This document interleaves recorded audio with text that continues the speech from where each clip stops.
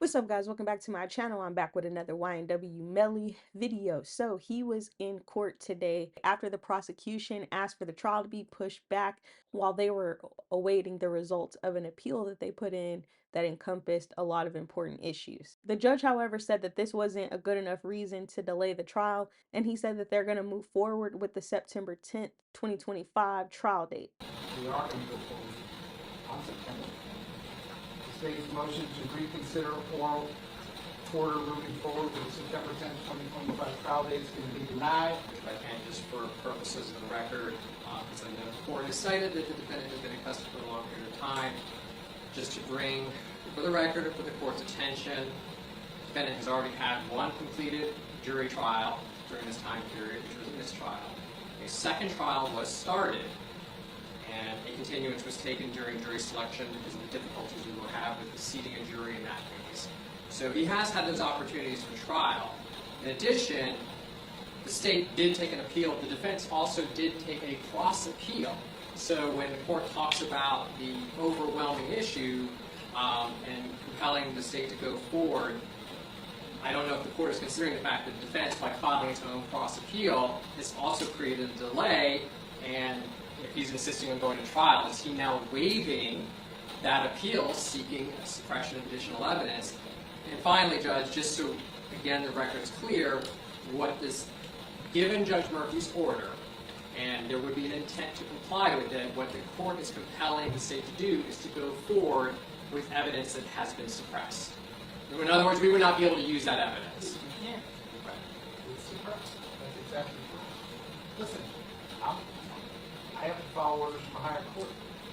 You all have plenty of time from what I've told you right now. If someone goes up to the Board of DCA and asks them for a stay, and they send me an order that says it's stay, do all these things, and you all can figure all that out.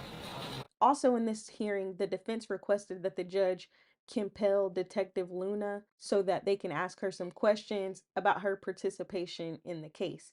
And the prosecution was heavily against this. They wanted certain parameters around her testimony, and the judge said no, she's an A witness, and they're allowed to ask her any questions that they want to ask, and there was some back and forth with the judge and the prosecution.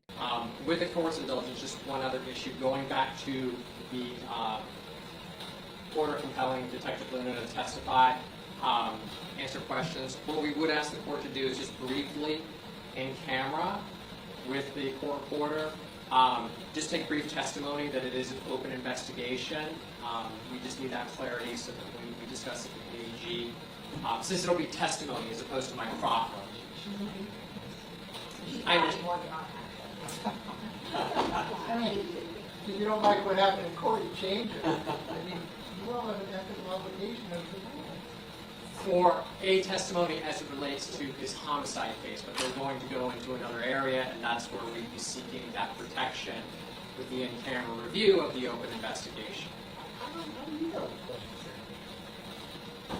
Well, they proffered some of them, and I understand what it's like to be a defense attorney. I kind of know where they're going to go, Judge. Okay, that request respectfully. So the court, just clarity, you're refusing an in-camera hearing for the fact that it's an open investigation. You want me to bring a witness in the jury room outside of the presence of the public?